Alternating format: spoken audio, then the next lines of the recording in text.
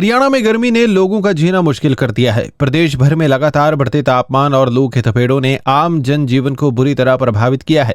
बीते दिन भी कई जिलों में भीषण हीट वेव देखने को मिली। वहीं आज भी पूरे हरियाणा में ऑरेंज अलर्ट जारी किया गया है। मौसम विभाग के मुताबिक आने वाले दिनों में भी लोगों को गर्मी से राहत मिलने की उम्मीद कम है। प्रदेश के कई शहरों में तापमान 45 डिग्री सेल्सियस पार कर चुका है। सबसे अधिकतम तापमान रोहतक में 40.9 डिग्री सेल्सियस रिकॉर्ड किया गया। इसके अलावा सिरसा में 40.2, भिवानी में 40 डिग्री, अंबाला में 45.8, नारनौल में 45.6 और हिसार में 45.4 डिग्री सेल्सियस तापमान दर्ज किया गया। मौसम विभाग के अनुसार राज्य का अधिकतम तापमान सामान्य से करीब 4.8 डिग्री ज्यादा रहा, जबकि न्यूनतम तापमान भी सामान्य से ऊपर दर्ज किया गया।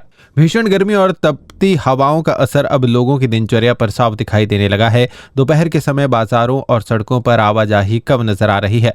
लोग जरूरी काम होने पर ही घरों से बाहर निकल रहे हैं। गर्म हवाओं के कारण सबसे ज्यादा परेशानी बच्चों, बुजुर्गों और बाहर काम करने वाले मजदूरों को हो रही है। मौसम विशेषज्ञों ने लोगों को दोपहर के समय घर के अंदर ही रहने की सलाह दी है। साथ ही ज्यादा से ज्यादा पानी पीने, हल्के कपड़े पहनने और धूप में निकलते समय सर को ढक कर रखने की अपील की गई है।